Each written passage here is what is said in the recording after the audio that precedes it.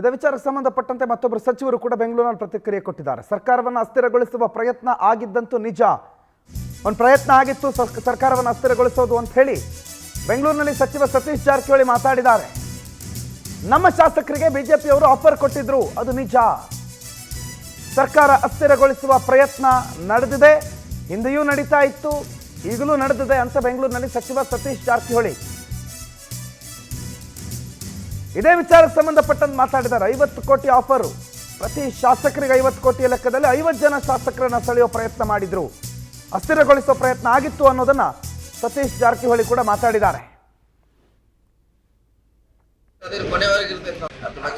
ಮಾಹಿತಿ ಇಲ್ಲ.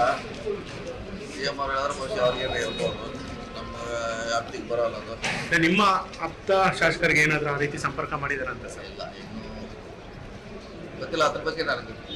ಮುಖ್ಯಮಂತ್ರಿಗಳು ಈ ರೀತಿ ಹೇಳಿಕೆ ಕೊಡಬೇಕಾದ್ರೆ ಸರ್ ಏನಾದರೂ ಒಂದು ಮಾಹಿತಿ ಡಾಕ್ಯುಮೆಂಟ್ಸ್ ಏನಾದ್ರು ಇರಬೇಕಲ್ಲ. ಮತ್ತೀಗ ಅವ್ರು ಹೇಳಿದಾರೆ, ಅವ್ರನ್ನ ಕೇಳ್ಬೇಕು. ಅವ್ರ ಕ್ಯಾಬಿನೆಟ್ ಅಲ್ಲಿ ಇದಿರಲ್ಲ ಸರ್, ಚರ್ಚೆ ಆಗಿತ್ತ ಹಿಂದೆ? ಬಂದು ಯಾರು ಹೇಳಿಲ್ಲ ಈ ರೀತಿ? ನಮಗೇನು ಯಾರು ಹೇಳಿಲ್ಲ ಆ ರೀತಿ. ನೀವು ಇದಕ್ಕೂ ಮೊದಲು ಕೂಡ ಆರೋಪ ಮಾಡಿದ್ರಿ, ಏನಂದ್ರೆ ಸರ್ಕಾರ ಬೀಳ್ಸಕ್ಕೆ ಎಲ್ಲ ಪ್ರಯತ್ನ ಕೊನೆವರೆಗೆ ಇರ್ತೈತೆ ಅಂತ ಹೇಳಿದ್ದೆ. ಅದು ದುಡ್ಡಿದ್ದು ಗೊತ್ತಿಲ್ಲ, ಅದ್ರ ಪ್ರಯತ್ನ ಇದೆ, ಪ್ರಯತ್ನ ನಡೀತಾ ಇರುವಂತ ಜೊತೆ ಅದ್ರ ಕೊನೆವರೆಗೆ ಇರ್ತೈತೆ. ನಮ್ಮ ಸರ್ಕಾರ ಇರೋವರೆಗೆ ಕೊನೆವರೆಗೆ ಇರ್ತೇವೆ. ದುಡ್ಡಿನ ವಿಷಯ ಓಕೆ.